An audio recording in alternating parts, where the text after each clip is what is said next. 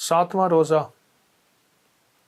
اور 7 کے عدد کے ساتھ طواف 7 چکروں کا نام ایک طواف ہے۔ آج اس 7ویں روزے کو ہم کیسے ایسا روزہ بنائیں کہ ہماری نسلیں بھی قیامت تک روزے دار رہیں۔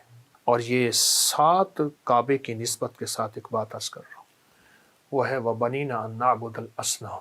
اور یہ آیت آج میں آپ کو تحفہ دے رہا ہوں، جو یہ چاہتا ہے وہ اور اس کی نسلوں کا خاتمہ ایمان پہ ہو، اور بد دعائیں تعاقب کرتی ہیں۔ آپ نے سنا نہیں ہوگا اس خاندان کو کسی کی دعا ہے، اس بندے کو کسی کی دعا ہے، یا اس کو کسی کی بد دعا کھا گئی۔ بسم اللہ الرحمن الرحیم۔ السلام علیکم ورحمۃ اللہ وبرکاتہ۔ 7واں روزہ اور 7 کے عدد کے ساتھ طواف 7 چکروں کا نام ایک طواف ہے۔ ہفتے کے 7 دن، 7 کے ساتھ بڑی نسبتیں ہیں، 7 کے عدد کے ساتھ۔ قرآن کی منزلیں کتنی 7 ہیں، بہت عدد 7 کا۔ ایسا کریں، آج اس 7ویں روزے کو ہم کیسے ایسا روزہ بنائیں کہ ہماری نسلیں بھی قیامت تک روزے دار رہیں۔ ابراہیم علیہ السلام نے کعبہ بنایا، کعبہ بنایا، ایک اللہ جل شانہ سے دعا مانگی، کیونکہ اس وقت رب کی رحمت موجوں پہ تھی۔ اللہ پاک نے فرمایا لبیک، جس روح نے بھی سنی ہے میں اسے وہاں لوٹاؤں، اور وہ روحیں جا رہی ہیں۔ ایک اور چیز ابراہیم علیہ السلام نے اللہ سے مانگی، اور یہ 7 کعبے کی نسبت کے ساتھ ایک بات عرض کر رہا ہوں، وہ ہے وَبَنِينَ أَن نَعْبُدَ الْأَصْنَامَ۔ عجب آیت ہے یہ قرآن پاک۔ اے میرے مولا، میری نسلوں میں کوئی ایسے لوگ نہ آئیں جو بت پرست بن جائیں۔ ابراہیم جیسی ہستی، ابراہیم جیسی ہستی، میری نسلوں میں ایسے لوگ نہ آئیں جو بت پرست بن جائیں۔ وَبَنِينَ أَن نَعْبُدَ الْأَصْنَامَ، صنم۔ ہاں، اس روزے میں اپنی نسلوں کا فکر کر لیں، اور یہ آیت آج میں آپ کو تحفہ دے رہا ہوں، جو یہ چاہتا ہے وہ اور اس کی نسلوں کا خاتمہ ایمان پہ ہو۔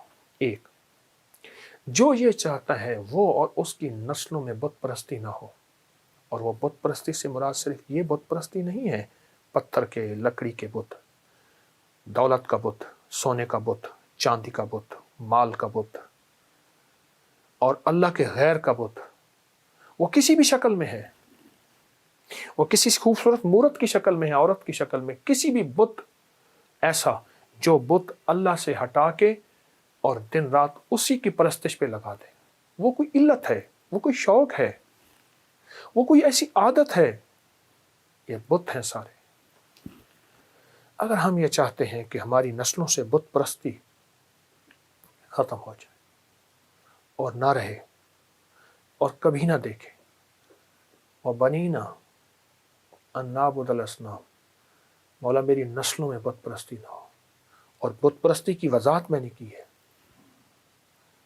ایسا شوق جو میری نسلوں کو کھا جائے، میرے رزق کو کھا جائے، میری عبادت کو کھا جائے، میرے اللہ کے شوق اور محبت کو کھا جائے، ایسی علت یا ایسا شوق، یہ سب بت پرستی ہیں۔ رمضان کے اس 7ویں روزے میں اس آیت کو یاد رکھیں، اور گڑ گڑا کے نا اس آیت کو پڑھتے ہوئے اللہ سے مانگیں۔ دیکھیے، آج آپ پاکیزہ، نیک، مخلص، عبادت کو ساتھ، آپ نے حلال حرام کی ہر طرف نظر رکھی، جائز ناجائز پہ نظر رکھی، آپ کیسے یقین کر سکتے ہیں کہ آپ کی نسلیں بھی ایسی ہوں گی؟ لیکن مجھے یقین ہے، اور وہ پوچھیں کیسا؟ وہ یہ یقین ہے کہ دعائیں تعاقب کرتی ہیں نسل در نسل، اور بد دعائیں تعاقب کرتی ہیں۔ آپ نے سنا نہیں ہوگا اس خاندان کو کسی کی دعا ہے، اس بندے کو کسی کی دعا ہے، یا اس کو کسی کی بد دعا کھا گئی۔ یاد رکھیے، آپ جب یہ دعا کریں گے نا اس 7वें روزے کی کیفیتوں میں، سحری میں، افطاری میں، نماز میں چلتے ہوئے ہر وقت یہ دعا کریں گے، اس وقت یہ دعائیں آپ کی نسلوں میں جائیں گی، اور آپ کی نسلوں میں وَبَنِينَا نَعْبُدَ الْأَصْنَامِ کی کیفیتیں ختم ہو جائیں گی، اور آپ کی نسلیں عبادت گزار ہوں گی، معاشرے کے لیے ٹھنڈک ہوں گی، لوگوں کے لیے راحت ہوں گی، پرامن شہری ہوں گے، ایسے شہری جو ملک اور قوم کی خدمت کرے، جو وطن کے لیے راحت کا ذریعہ بنے، جو وطن کی شہرت کا ذریعہ بنے، جو وطن کی خدمت کا جذبہ رکھے، اور پتہ نہیں کیا بے شمار صفات ہوں گی اس آیت کی برکت سے۔